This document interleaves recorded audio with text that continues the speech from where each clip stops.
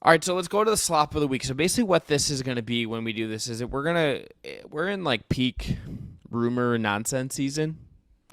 We will be that way for the next several weeks, and then it'll kick up again with trades in the regular season. So when it's like peak rumor mongering season, we're gonna pick out a rumor, a news nugget, and I'm putting news in quotes here. Just something out in the basketball ether that is just so sloppy, so goofy, so out there that you just can't take your eyes off it, as outrageous as it seems. And it feels right, Brendon, that this week it comes with Kyrie Irving, who, per Chris Haynes, wants the Dallas Mavericks to trade for LeBron James. This is not the LeBron wants the Lakers to get Kyrie. This is Kyrie Irving, who is a free agent, wants the Dallas Mavericks to trade for LeBron James.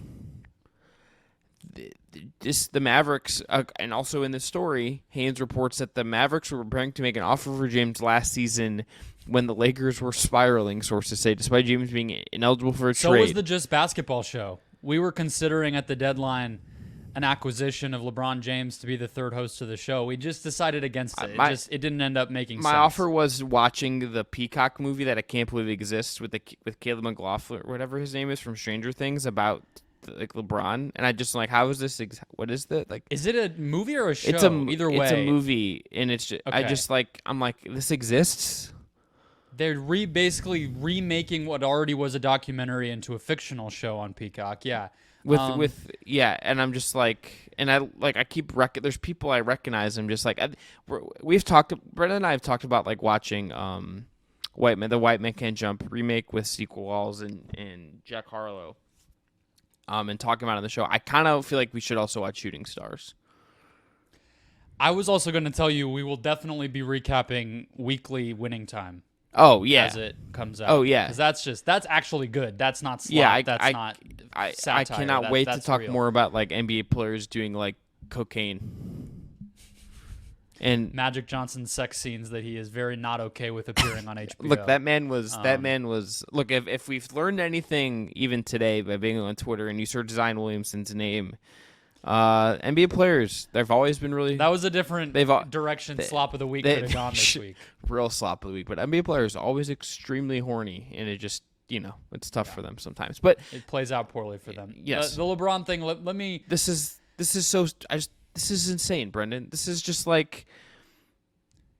You and I were debating what this was, where this was coming from, and what direction it was aimed, and like whatever. And I think where we ended up kind of coming down is like it's both a pressure move on Rob Pelinka and the Lakers from the direction of LeBron, and it's also Kyrie's weird, like kaleidoscopic, bizarre little angle of pressure on, I guess, the Mavericks to do something. I'm not really sure. He hasn't committed to Dallas. I don't think he has any reason to commit to Dallas. They just traded for him. I'm not even saying he owes them anything either. But you kind of need to be in a relationship with somebody to exert pressure on them. I feel like Mark Cuban seeing this was kind of just like belly laughing. Like what is Mark Cuban supposed to receive this as?